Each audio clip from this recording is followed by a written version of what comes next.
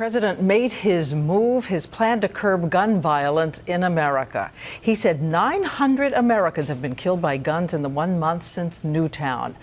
The powerful NRA responded to him immediately, saying they would fight the president hard, and they even put the president's daughters at the center of the argument. Here's ABC Chief White House correspondent Jon Karl.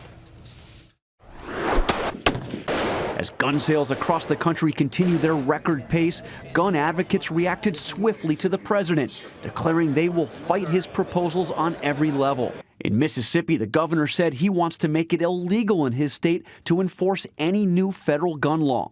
To use this tragedy somehow as to say we need great reforms is just the wrong thing to do. In Oregon, a sheriff stood by his intention not to enforce any law he believes is unconstitutional. Making criminals out of honest citizens, that's not the right path to go down. When the president made his announcement, he was joined by 4 kids who wrote him letters after Sandy Hook.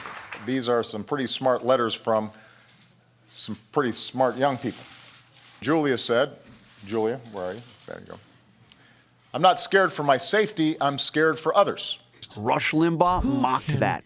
The children are writing letters to the president. Please, we don't want to die. We don't want to die. The president's proposals, if passed by Congress, would ban assault weapons and high-capacity magazine clips and require background checks on virtually every gun sale, even those between private individuals at gun shows. He called on his supporters to put pressure on members of Congress. Ask them what's more important.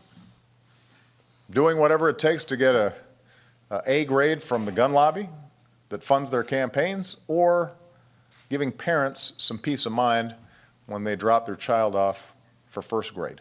The president also announced 23 executive actions he can take without Congress, including improving existing background checks and helping get security officers for schools that want them.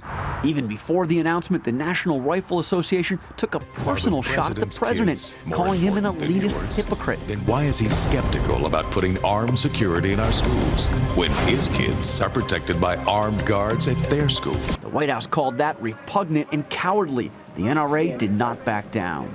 Oh, it's going to be a battle. We're going to be there, and we're going to fight it. As the White House launches a full-scale campaign to promote the plan, children like 11-year-old Julia Stokes will be front and center.